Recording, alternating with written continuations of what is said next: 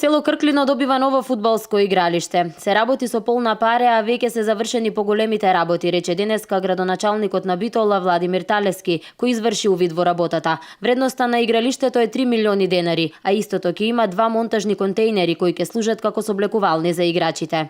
Еве го гледате во каква форма е сега, значи тоа е среден, обработен.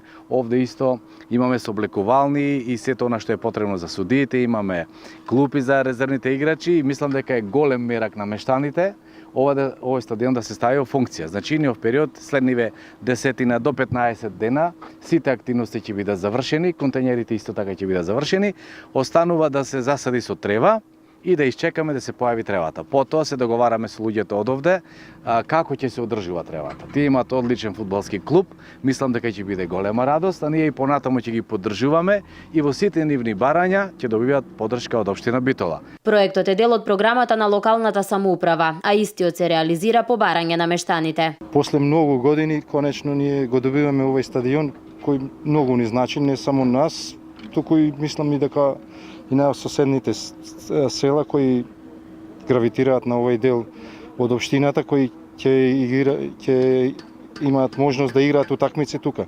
Посебно за нашите деца кои одеа настрана од нашето место за да играат фудбалски утакмици, бидејќи имаја голема желба за да се надпреваруваат и конечно добиваат стадион кој ќе биде во употреба.